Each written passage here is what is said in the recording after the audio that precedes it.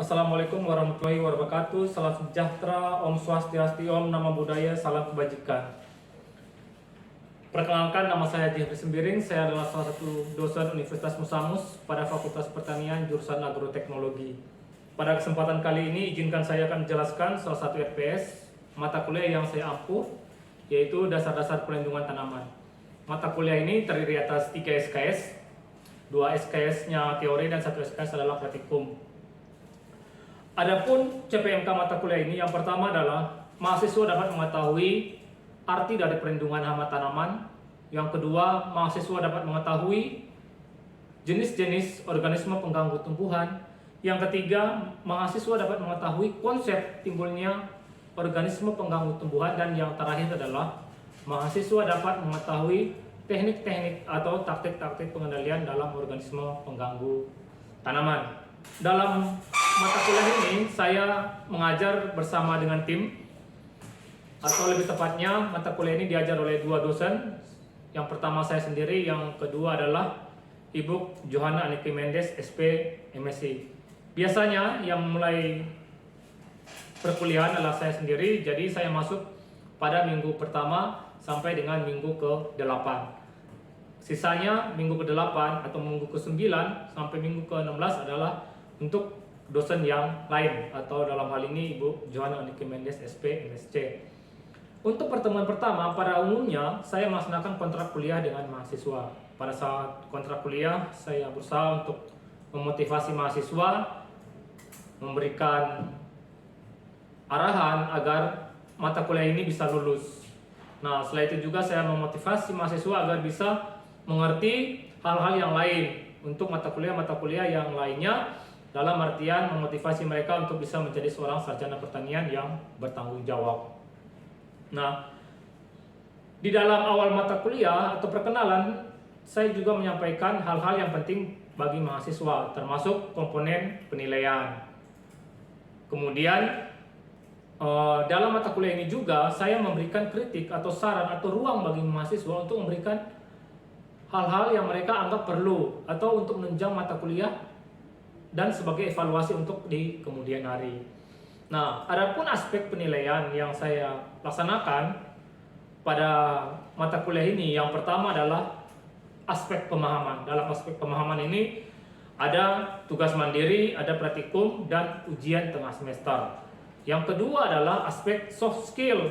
Nah, unsur yang saya lihat dalam soft skill ini, yang pertama adalah kreativitas dalam diskusi. Kemudian ada kedisiplinan, pengumpulan tugas, presentasi, partisipasi di kelas, serta kuis.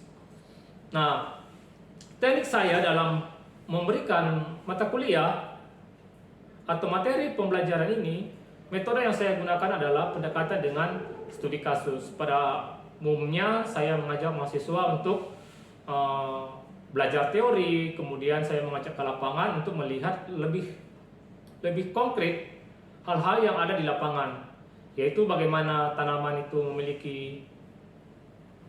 gejala, bagaimana dia memiliki tanda, bagaimana organisme pengganggu tumbuhan itu muncul, itu bisa dilihat langsung di lapangan. Kemudian di dalam perkuliahan ini juga saya sering menyampaikan hal-hal yang berbasis proyek kepada mahasiswa agar mereka bisa antusias dalam kegiatan perkuliahan, termasuk bagaimana dalam perkuliahan itu mereka bisa menjadi seorang penyuluh OPT atau pengamat OPT di Kabupaten Merauke itu sendiri. Nah,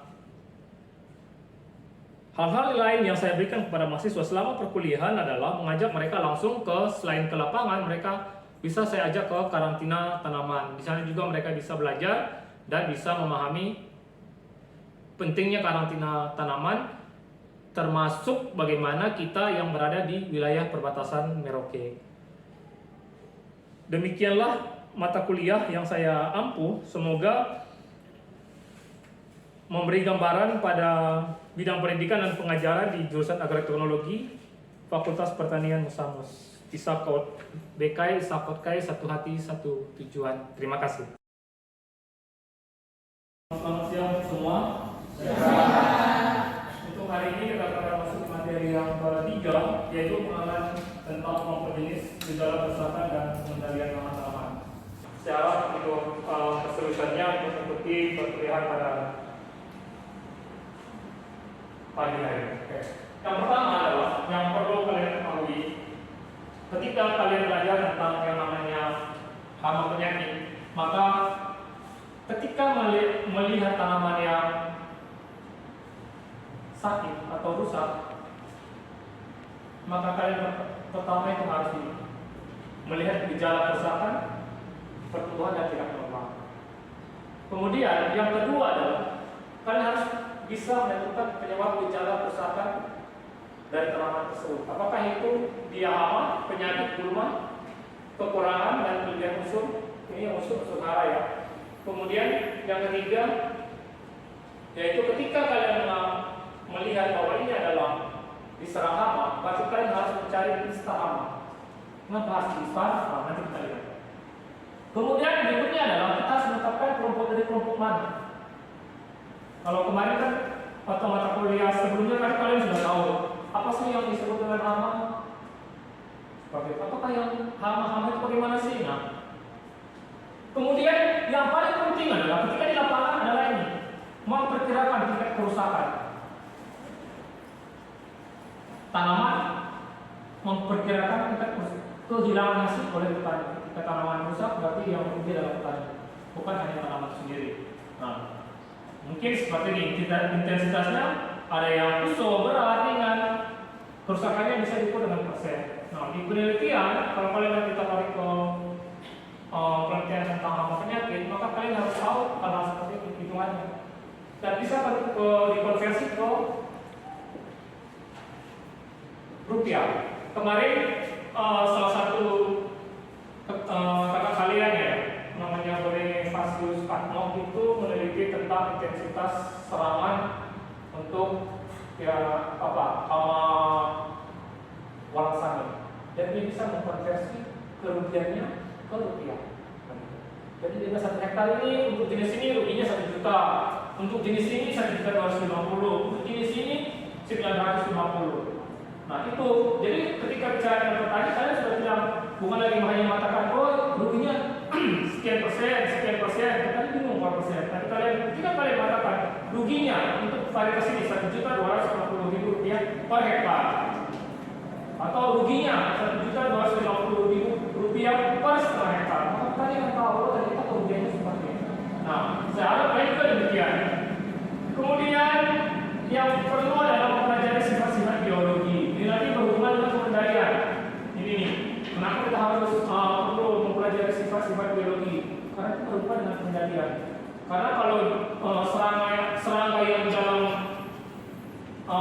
atau penggeri tanaman yang di dalam tanaman, ketika kalian semprot untuk racun kotak, ya tidak apa-apa. Karena dia berada di dalam. Itu yang saya kalian harus pelajari. Kemudian adalah menetapkan pengendalian yang efektif, aman dan akrab lingkungan. Ketika bilang akrab dan lingkungan, berarti itu adalah pengendalian yang bersifat biologi. Tuh, oke. Kemudian ini saya kembali sedikit materi yang hama. Hama pasti merujuk pada binatang penyebab kerusakan tanaman. Jadi bukan hanya untuk serangga. Jangan langsung berpikir untuk serangga atau langsung berpikir untuk ular. Kemudian selama binatang tersebut mendatangkan kerugian disebut hama tanaman. Apakah hama tanaman? Nanti ada. Nah, hama memakan herbivora. Kenapa disebut dengan hama? Inilah berpusat pada kepentingan manusia. Antroposentris. Jadi semua kepentingan itu adalah manusia. Nah ini kalau binatang hama yang untuk kelas arthropoda, ada serangga, atau insekta, ada tungau, akarina. Akarina ini banyak menyerang tanaman jeruk. Kalau kalian lihat jeruk itu meruput, coba aja akarina, kutu-kutuan, tungau, seperti kutu ayam dan sebagainya. Contoh-contoh ya, contoh-contoh. Kemudian ada tikus, kemudian ada nematoda, kemudian ada aphes. Oke. Mengapa kita harus mengamati OPT? Nih, pengamatan. Pengamatan itu kegiatan untuk mendeteksi dan memantau perkembangan populasi OPT dan kerusakan yang diakibatkan pada tanaman serta faktor-faktor yang mempengaruhi. Misalnya ini adalah tanaman kacang tanah. Nah, waktu S1, ini waktu S1. Waktu saya sudah pernah, mungkin sudah pernah ceritakan juga. Ketika waktu S1 itu saya meneliti yang namanya perkembangan penyakit karat, Pulonisis fascioli pada tanaman kacang tanah. Jadi kita pasang perangkap untuk jalur, kemudian kita amati pada saat pagi dan sore hari. Kita menghitung dia punya perkembangan dengan intensitasnya berapa, suhu berapa, penyinaran berapa, curah hujannya berapa, maka kita akan tahu. Ternyata ketika kita dengan sinar matahari demikian, curah hujan demikian, kecepatan demikian, maka perkembangannya berapa? Terakhir adalah kerugiannya berapa? Kemudian apa sih kenapa kita harus mengamati OPT? Atau pentingnya pengamatan dalam OPT ini apa? Nah, ini yang saya bilang ya, kalau untuk yang akan atau yang akan kontrak yang namanya sistem peramalan hama itu semua di data dasar. Yang pertama, penyediaan data dan informasi tentang OPT itu sendiri. Kemudian evaluasi. Nah, ini peramalan. Ketika sudah bilang peramalan, ya pasti ada perencanaan dan kebijakan. Peramalan ini bukan bukunya, yang kita bilang buku tidak pakai bunga tidak, tapi ini berdasarkan data. Jadi seperti saya bilang tadi, kecepatan angin berapa, ini berapa tahun ini, dia seperti apa. Itulah yang pentingnya pengamatan. Kemudian di era globalisasi, tuntutan kualitas produk bermutu, kesehatan tanaman, keamanan tanaman, dan labellisasi produk. Jadi ketika di pasar orang selalu ingin membeli produk yang bagus, tanda kutip ya, tidak ada ular. Nah, sebenarnya ketika tidak ada ular, maka kalian harus berpikir, kenapa kok saya mendapatkannya di lapangan banyak ular, tapi kok ini kok tidak ada ular? Nah, itu yang harus diteliti lebih lanjut. Apakah ada penggunaan pestisida yang berlebihan? Bagaimana sih penggunaan pestisida yang berlebihan? Ketika sebelum panen, tanaman itu sudah disemprot oleh petani untuk menjaga kualitas dari tanaman. Untuknya dijual ya masih bagus bagi kalian. Coba kalau misalnya ada ular, pasti kalian tidak mau beli kan? Biji atau jagung nih masih ada dibungkus, di atasnya ada ularnya kan? Ada kotoran. Pasti kalian tidak mau. Pasti beli yang sudah dibuka, kalau di plastik di atasnya digunting dan dicuci. Kan tidak ada lagi dia punya kotoran, pasti begitu. 5.000 ya. Padahal yang pasar itu bagus kan, masih tertutup. Nah, yang terakhir itu adalah koleksi yang karena ini bagus untuk melihat hama-hama yang akan diteliti.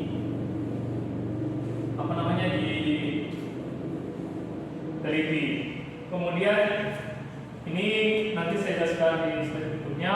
Kemudian ini yang untuk khususnya ya di Merauke ya. Di Merauke kita belum ada kan buku tentang apa penting tanaman bawah di Merauke misalnya. Yang kalian harus lihat bagian tanaman, metode pengamatannya, daunnya bagaimana, buahnya, contoh taman jeruk ya. Seperti apa? Penyakitnya apa? Dasarnya apa? Saya berharap nanti suatu saat ada yang bisa meneliti satu tanaman itu lengkap OPT. Itu lebih enak kalau mau jeruk, batang jeruk bagaimana, akarnya bagaimana, daunnya bagaimana, buahnya bagaimana, bunganya bagaimana, sehingga sangat jelas. Kemudian ini saya kira nanti saya jelaskan kembali. Kemudian ini hama-hama utama yang penting untuk kalian, mulai dari tanaman-tanaman. Tadi saya sudah jelaskan bagaimana sih menelitinya, apa yang harus dilihat. Ini padi. Kalau padi, saya sudah pernah jelaskan ya di awal-awal bagaimana sih secara umum. Ketika saya mengatakan apa penting tanaman padi, ketika nanti saya akan kasih tugas atau ujian, saya sudah pernah gambar begini.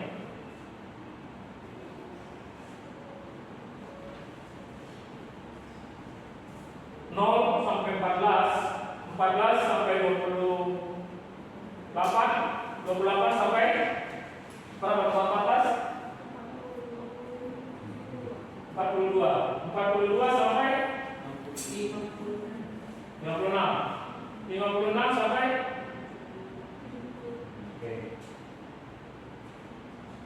artinya adalah, kenapa ini contoh ya, padi. Ini nanti kalian siapa tahu nanti berikut menjadi penyuluh atau apa. Nah, ketika 0 sampai 14, ini kalian bikin sini P, ini H, ini hama, ini penyakit. 0 sampai 14, hama-hama apa yang paling sering menyerang padi 0 sampai 14? Siapa yang pernah lokasi di sini? Yang pernah ke sawah? Oke, sedikit. 0 sampai 14 hari apa yang bisa dilihat? Bulan apa? Raya. Raya ada. Oke. Lala. Oke, ini yang penting yang keong. Ini saya ini dulu. Bulan sangat penting. Apa lagi? Oke, 14 sampai 28. 14 sampai 28. Tetap umur 14 sampai 28 itu ini loh, 14 hari begini, 28 itu sampai begini. Were. Ini sudah were sampai muncul. Penting di sini. Sini juga dia penting. Apa lagi? Ya, pengerek mata. Di sini sudah mulai pengerek mata. Apa lagi? Oke, ini masa apa ini? 42 ini masa apa namanya? Masa gunting. Kalau masa gunting, ini masa-masa gunting. Ya, ini pengisian, ini mulai muncul walang sangit.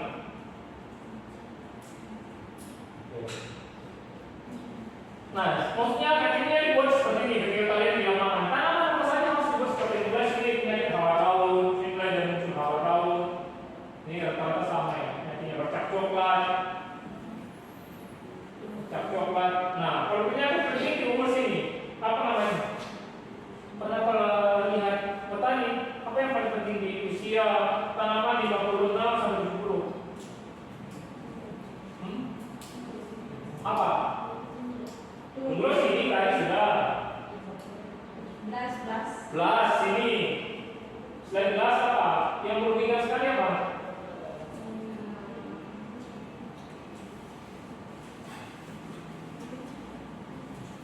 Ini loh, ini taman padi, ini buahnya.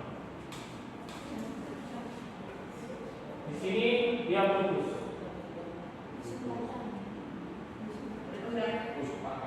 Ini pangkal di sini tuh, berapa? Apa namanya? Leher. Hah? Apa? Oke, baca ya apa yang namanya di sini. Yang sama juga tadi. Kalau dia walang sangit, gejalanya isinya hampa. Kalau ini terpotong, ini juga sangat penting. Jadi saya tadi melihat ini ketika tanaman kita apa yang terkait permasalahan ya secara umum, walaupun sudah banyak jenis adalah keong. Kan kita langsung mengatakan habis. Ketika di sini adalah mulai were. Ketika dia sudah mulai di antara sekitar 22 keluar, maka muncullah pengerek batang. Nah, ini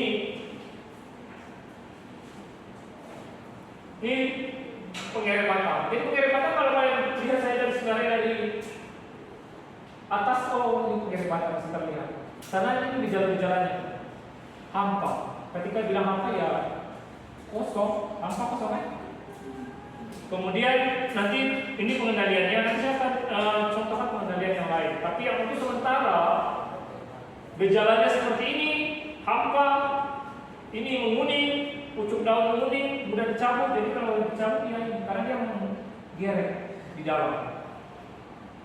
Kemudian dia ini, pasti sekarang banyak ya varian tahan. Kemarin ada penelitian. Ini saya selalu sampaikan ke kalian bahwa membaca jurnal-jurnal itu sangat penting. Jangan hanya membaca buku atau mendengar berita, tapi jurnal-jurnal yang sangat berhubungan. Terutama yang ada di Merauke. Di Merauke kemarin ini pengerek batang, ini Octavianus Ofre kemarin teliti. Nah, dia sudah lihat bagaimana sih mengendalikannya, varietas mana yang tahan, itu ada di dia. Dari 7 varietas, dia sudah punya 2 varietas yang tahan. Jadi selalu baca yang jurnal-jurnal yang terkait. Jadi nanti supaya bisa sampaikan ke petani, oh ini loh lebih tahan kalau mengirim kata, ini loh lebih tahan untuk ini. Nah, pasti ada musuh alami. Nanti musuh alami kita lihat atau di belakang ini seperti apa. Kemudian ini beren coklat seperti yang kalian sampaikan tadi, di tabel bentuknya seperti ini, gejalanya seperti tanaman pasti kering. Ini juga sekarang mahasiswa ada penelitian beren angkatan 2018 Devida ya 2018. Jadi nanti kalian lihat nanti kemudian berikut baca hasil penelitiannya seperti apa untuk beren ini. Mana yang usaha beren coklat, hijau, dan sekolah kue dua ini mana yang tahan? Mereka dapat strategi bukan Devida, si Marta Bode kalau misalnya yang melihat. Nanti lihat hasilnya seperti apa. Walang sangit ini yang walang sangit yang kalian bilang tadi. Nah, kulitnya hitam. Ketika dia ini kulitnya hitam. Ada yang hampa, ada yang hitam, udah pecah. Itu karena walang sangit. Dan walang sangit bisa dideteksi dengan kalian bisa tahu walang sangit dari apa? Bau. Berarti kan cuma familiar dengan walang sangit, beret, walang sangit, beret, walang sangit, beret. Oke. Kemudian ini hama ganjur ya. Memang di sini belum terlalu banyak untuk dilaporkan melalui kemudian. Terus tikus, kalau di sini tikus, kalau di sawah namanya yang bisa dimakan, yang biasa makan ada Paeno bisa makan tuan? Tidak. Ibu tadi bilang kemarin tadi saya bisa makan tuan semua pertama. Tuan. Sama yang pernah makan tuan. Lagi. Oh itu bisa makan tuan. Kenapa? Enak katanya. Katanya enak. Nah, pekerjaan ini. Ini yang kalau kalian sering melihat tikus di sawah, dia itu sudah membuat jalur sendiri. Dia sudah bikin jalur sendiri, jalur untuk namanya juga hewan. Jadi dia punya apa namanya? Insting. Bukan akal pikirannya. Kalau dia punya akal pikiran, kalian punya akal pikiran, kalian akan pernah berubah. Sama-sama pintar. Dia cuma insting. Dia hanya menggunakan insting. Nah ini gejalanya begini patah. Ini. Makanya sekarang kalau pengendaliannya mereka biasanya masyarakat apa? Perangkap, saya perangkap. Racun, saya racun. Bagaimana tembak kok? Kurang langsung. Oke, ini yang saya bilang tadi pengendaliannya ya dalam serempak, mengurangi pematang, berpoyokan, pengkosan, racun. Nanti kalau bulan sekarang racun tikus banyak. Jadi sekarang pasti racun dia cari tempat terang mati. Dulu kan dia mati masa dia berhenti. Tapi sekarang dia akan cari tempat terang.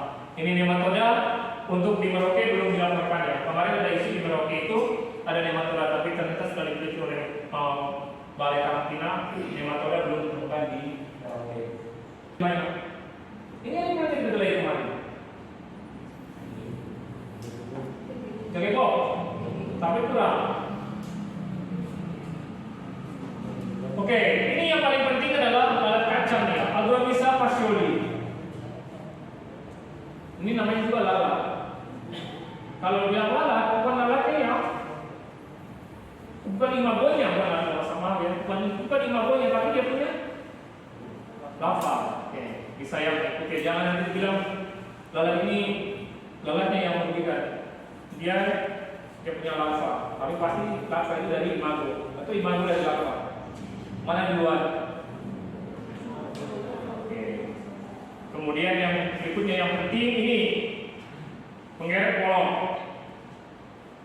Ini kalau kalian lihat ini bolong-bolong itu namanya penggeret. Ada istilahnya penggeret, ada istilah penggorok. Bedanya di mana? Hah? Pernah dengar penggeret penggorok kan? Bedanya di mana?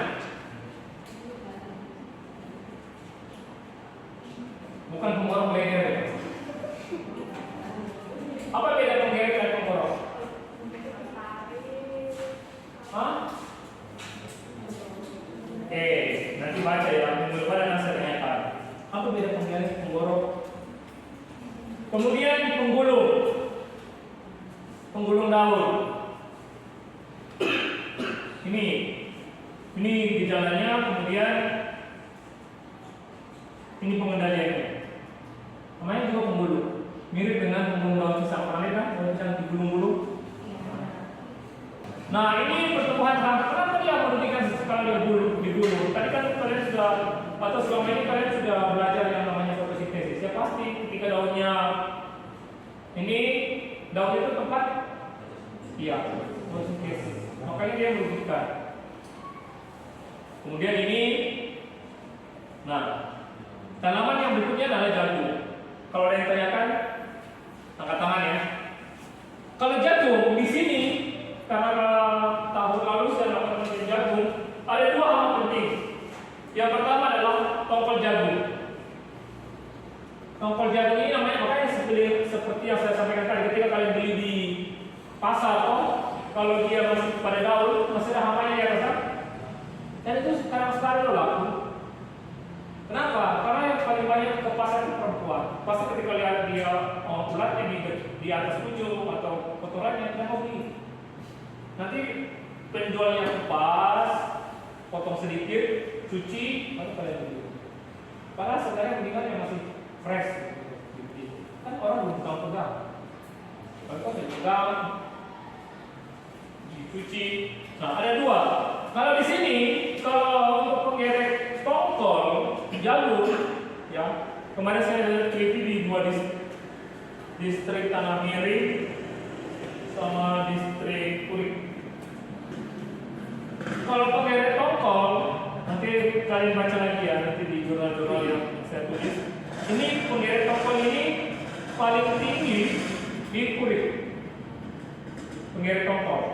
Tetapi kalau dia, saya lihat tulis yang satu yang penggerek batang itu yang tinggi sebaliknya, tangan kiri. Jadi kalau penggerek batang kemarin, terutama di sekitaran penjual jagung manis di mana itu? Semangga, paling tinggi adalah penggerek batang. Kemudian ini kutu loncat jeruk. Yang pasti kalau jeruk yang ada, kalau kalian lihat di mana kayak jeruk Kurik, yang sekarang jual jeruk itu jual dari mana? Jeruk Salwa. Untuk di Salwa lah ini. Nanti kalau kalian ini kita ada waktu kita bisa cek. Sedikit saja untuk pengendalian supaya kalian bisa. Nah ini contoh-contoh parasitoid yang pernah saya teliti. Nah ini parasitoid apa sih parasitoid? Nah, nanti kita akan belajar berikutnya parasitoid itu seperti apa. Bagaimana kehidupannya nanti kita akan belajar. Ini parasitoid ini foto-fotonya asli ya. Ini kecuali yang dua ini membanding ya. Kemudian ini apa dia lihat? Ini banyak di lapangan sebenarnya kalau kalian lihat dia muncul seperti ini. Ini hasil saya penelitian dulu. Nah ini predator tadi. Ini Paideus. Paideus ini banyak loh di lapangan. Jadi kalau kalian ketemu dengan ini jangan dibunuh. Begitu loh. Ini jangan dibunuh. Ini paling banyak ini di lapangan. Sebenarnya ini banyak. Kecuali kalau penggunaan insektisida yang sangat berlebihan dia rentan sekali. Kalau ini masih kuat kembang-kembangan, tapi Paideus. Nah ini patogen. Nah saya kira dengan dosen-dosen yang lain, kalian sudah lihat ini contoh-contoh patogen. Di lab banyak sekarang yang kita kembangkan. Yang ini. Jadi nanti seperti ini. Kemarin dicoba keserangga pastinya akan muncul seperti ini Metarhizium. Nah yang sekarang kita kembangkan adalah Metarhizium dan Biopteria. Nah itu yang kita harap bisa dikembangkan. Nah ini. Oke. Apakah kalian yang tanyakan? Oke. Kalau tidak ada untuk minggu depan kita akan masuk ke tanaman perkebunan. Tolong dibaca hal-hal yang diperlukan. Kemudian untuk kehadiran tolong diperhatikan sesuai dengan kesepakatan awal. Sampaikan kepada teman-teman kehadiran tugas-tugas dan untuk pertemuan ketiga saya memberikan tugas dan tugasnya hanyalah membaca yang hal-hal yang tadi ditanyakan. tanyakan dan tidak bisa dijelaskan. Saya kira untuk kuliah saling kita akhiri. Terima kasih, selamat siang semuanya.